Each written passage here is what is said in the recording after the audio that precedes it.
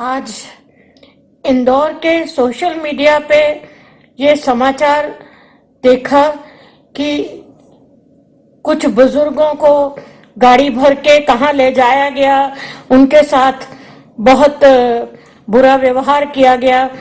तो मैं जनक पलटा मगिलीगन खुद एक बड़ी उम्र में हूँ, मेरी जिंदगी का 73वां साल है, पर मैं जीवन में कभी नहीं सोचती थी कि इंदौर में बड़ी उम्र के लोगों के साथ ऐसा हो सकता है।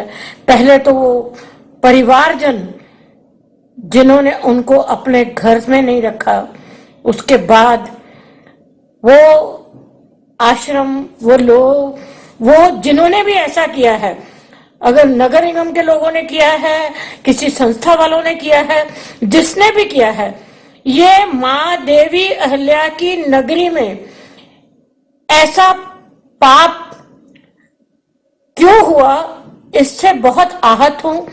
ये इसकी ठीक से इंक्वायरी होके इसके ऊपर कानूनी कार्रवाई होना चाहिए। अभी 2 दिन पहले हमारे इंदौर शहर में जो घटा है वो मानवीय इतिहास में और लोकतांत्रिक इतिहास में एक दुर्लभ घटना है। हम सर्वप्रभुता संपन्न लोकतांत्रिक गणराज्य हैं और हमारे जो नागरिक हैं उनको संवैधानिक रूप से जीवन जीने का, बल्कि गरिमा के साथ जीवन जीने का पूरा अधिकार है। ये सब होते हुए भी और हमारी सनातन सभ्यता के मानवीय संस्कार होते हुए भी जिनके ऊपर हमारे राजकाज करने की जवाबदारी है, ऐसी संस्थाओं के कर्मचारियों के मन में भारत के माननीय नागरिक के प्रति ऐसे भाव क्यों आए कि उसको कचरे के ढेर की तरह कचरा गाड़ी में रख के शहर के बाहर फेंक आए। भारत का संविधान और भारत के संस्कार तो ये कहते हैं कि बड़े बूढ़े जीवन की विरासत है। मैं आप सब लोगों से यही कहना चाहता हूं कि अपने अंतर्मन को टटोले और देखें कि जिनके ऊपर हमने दायित्व दिया है शहर की सेवा का, नागरिकों की खिदमत का, उनके मन में ऐसे विचार क्यों आ रहे हैं। ये एक दिन में नहीं हुआ है, पिछले कई वर्षों से जो ठेला चलाने वाले हैं, जो सड़क के किनारे छबड़ी लेके सब्जी बेचने वाले हैं, उनको बहुत ही जघन्य तरीके से, क्रूरतम तरीके से जेसीबी मशीन से उनको ठेलों को तोड़ के ट्रेंचिंग ग्राउंड पे फेंक के आ जाते हैं और हम लोग चुप रहते हैं, हम कुछ बोलते नहीं, सवाल नहीं उठाते, दर्शक की भांति, मूक दर्शक की भांति अपना जीवन जीते रहते हैं। सफाई में अव्वल आने वाले इंदौर के नगर निगम के कर्मचारियों ने निशक्त, गरीब और वृद्ध महिला और पुरुष को एक लॉरी में, ट्रक में भरकर शिप्रा के पास खड़ा के सर्दी में छोड़ दिया। इस घटना ने पूरे देश विदेश में इंदौर का नाम कलंकित किया, इंदौर को की जनता को झकझोर दिया। ऐसी अमानवीय, असंवेदनशील घटना किसी को अपेक्षा नहीं थी। इस घटना ने इंदौर शहर को शर्मसार कर दिया, जो शहर सफाई के नाम से अव्वल जाना जाता था।